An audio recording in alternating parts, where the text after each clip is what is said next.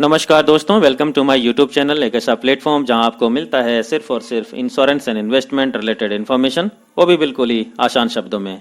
मैं self Shyam Kumar, development officer, Bharatiya Jeevan बीमा निगम। दोस्तों, आज हम लोग इस वीडियो में LIC की जिन दो पॉलिसी की चर्चा करने जा रहे हैं उसे काफ़ी पसंद किया जाता है।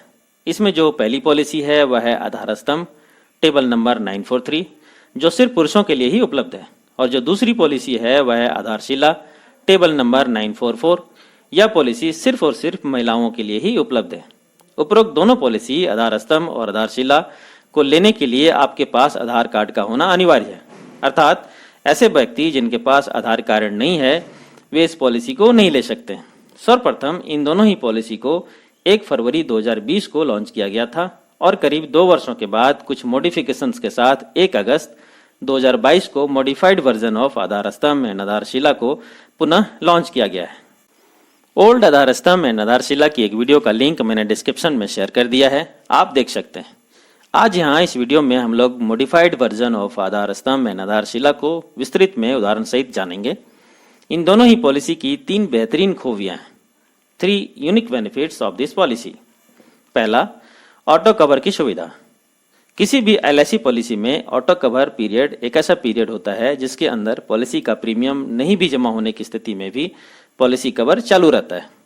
यह दोनों पॉलिसी अगर 3 वर्ष से अधिक और 5 वर्ष से कम चली हो तो आपको 6 महीने का ऑटो कवर, और अगर पॉलिसी 5 वर्ष या उससे अधिक चली हो तो पूरे 2 वर्ष का ऑटो कवर मिलता है। अर्थात यह एक ऐसा समय होगा जिसमें आपको बिना प्रीमियम पे किए ही रिस्क कवरेज मिलता रहेगा। आगे जब हम लोग एग्जाम्पल में देखेंगे तो इसे और अच्छे से समझ पाएंगे। दूसरा, no medical test required up to 3 lakh sum assured. इन दोनों ही पॉलिसी को अगर आप 3 लाख तक का सम एश्योर्ड लेते हैं तो आपको किसी भी तरह के कोई भी मेडिकल टेस्ट से नहीं गुजरना पड़ता है। अर्थात 3 लाख तक के सम एश्योर्ड की पॉलिसी आप बिना किसी मेडिकल टेस्ट करवाए ही ले सकते हैं। तीसरा, फ्री लुकअप पीरियड। किसी भी पॉलिसी के अंतर्गत यह फ्री लुकअप पीरियड एक ऐसी समय सीमा होती है जिसके अंतर्गत पॉलिसी के टर्म कंडीशन से सेटिस्फाइड नहीं होने पर पॉलिसी होल्डर उस पॉलिसी को LIC को रिटर्न कर सकता है और अपनी पॉलिसी में जमा की गई रकम को वापस पा सकता है। वैसे तो यह फ्री लुकअप पीरियड LIC के सभी पॉलिसी में होता है, पर इसकी अवधि पॉलिसी डॉक्यूमेंट यानी बॉन्ड पेपर प्राप्त होने से सिर्फ 15 दिनों तक की ही होती है। पर यहाँ इन दोनों ही पॉलिसी में यह फ्री लुकअप पीरियड 30 दिनों का है। अर्थात पॉलिसी के टर्म कंडीशन संबंधित ऑब्जेक्शन होने पर आप इसे पॉलिसी डॉक्यूमेंट प्राप्त करने से 30 दिनों तक कभी भी रिटर्न करके पॉलिसी प्रीमियम की रकम को वापस ले सकते हैं। आइए अब इन दोनों ही पॉलिसियों को लेने की शर्तों को पहले जान लेते हैं। एंट्री एज 8 वर्ष के बच्चे से लेकर 55 वर्ष तक की उम्र के व्यक्ति इस पॉलिसी को ले सकते हैं। Policy term and premium payment term PPT 10 वर्ष से लेकर 20 वर्ष तक के बीच का कोई भी टर्म आप ले सकते हैं, और जितने वर्ष का आपका पॉलिसी टर्म होगा प्रीमियम पेमेंट टर्म भी उतने ही वर्षों का होगा। जैसे अगर पॉलिसी टर्म 15 वर्ष का चुना गया हो तो प्रीमियम भी 15 वर्ष ही भरने होंगे। सम एश्योर्ड मिनिमम 2 लाख से लेकर 5 लाख तक का कोई भी सम एश्योर्ड आप ले सकते हैं। Surrender and loan facility.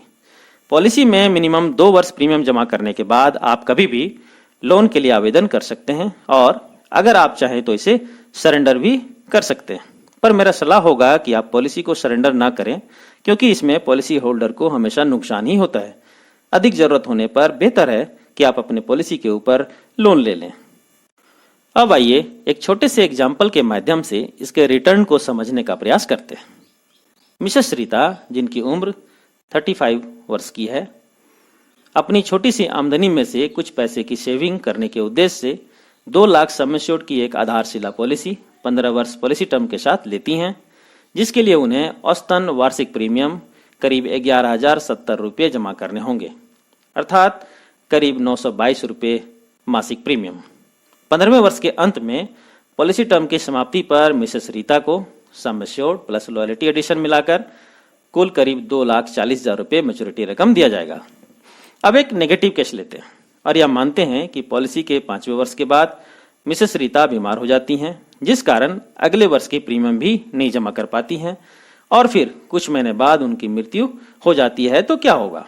जैसा कि मैंने यूनिक बेनिफिट्स नंबर 1 में बताया था कि इस पॉलिसी में आपको ऑटो कवर की सुविधा दी जाती है, जिसके अंतर्गत 3 वर्ष से अधिक और 5 वर्ष से कम पॉलिसी के चलने पर 6 महीने का ऑटो कवर और 5 वर्ष से अधिक चलने पर पूरे 2 वर्ष का ऑटो कवर मिलता है।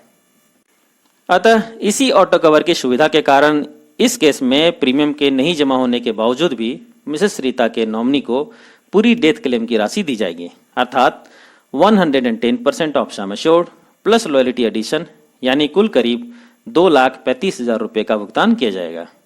अब अगर यह अनहोनी एक्सीडेंट में हुई होती तो मिसेस रीता के नॉमिनी को एक्सीडेंट डेथ सम एश्योर्ड अलग से अर्थात कुल करीब 3,35,000 रुपये का भुगतान किया जाता।